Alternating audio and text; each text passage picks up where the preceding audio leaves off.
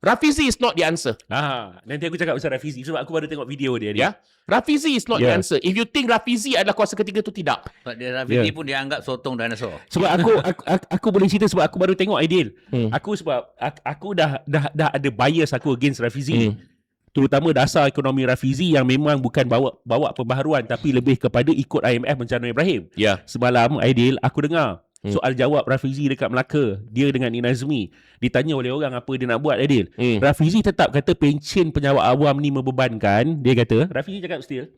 Lepas tu Rafizi tetap kesimpulannya apa Rafizi kata adalah ginilah, sebenarnya Rafizi dia kata Anwar tak berani nak buat benda-benda yang dia nak buat. Pasal apa? Pasal kena bertoleransi dengan parti-parti lain. Lepas tu kau tahu apa yang Rafizi nak buat sebenarnya, Aidil? Kau tahu tak? Dalam soal jawab tu, Rafizi dengan Nik Nazmi lebih cerita hal peribadi. Lepas tu bila pasal ekonomi, kenapa dia tak cakap sangat? Pasal aku dapat tempias-tempias. Macam aku katalah, Rafizi kata pencen membebankan, kena bagi lebih baik bagi belanja sosial, cukai kena tingkatkan. Kesimpulannya dia nak buat apa yang Anwar buat tapi lebih keras. Sebab Rafizi bukan kuasa ketiga. Rafizi ni kalau masa dia jadi masa dia baru jadi Menteri Ekonomi ni, bukan masa dia fras kau buka ucapan dia. Aku harap ada lagi ucapan dia pasal aku nak download dekat Kementerian Ekonomi yang dia kata apa tau? Kalau nak tahu lagi sebenarnya Anas kan ada channel sendiri. Apa nama channel? Anas Jalil Official.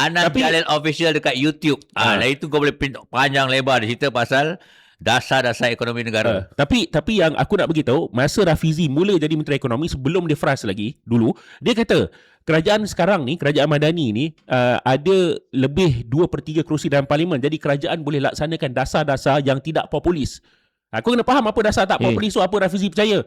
Tingkatkan cukai, hapuskan subsidi, macam-macam yang tu lah. Dan sekarang ni kalau kau orang buka parti kancil tu, cuba kau baca apa aim dia. Nothing progressive. Bab ekonomi Rafizi, dan kalau kita list kan apa Rafizi dengan Nik Nazmi yang idea dia dalam kerajaan Madani, berjaya tak berjaya kau tolak tepi. Idea dia daripada pasang solar atas bumbung, daripada yang Nik Nazmi pula jual carbon credit, carbon trading.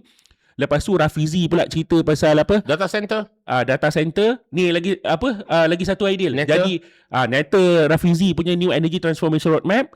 Lepas tu ada satu lagi ni, import carbon storage. Import carbon daripada Jepun, letak bawah tanah. Semua tu sangat IMF. Dan tak bagi benefit. Dan satu lagi Aidil, menjadikan negara kita ni sebagai trading trading hub for energy. Itu semua sangat Davos, sangat WTO.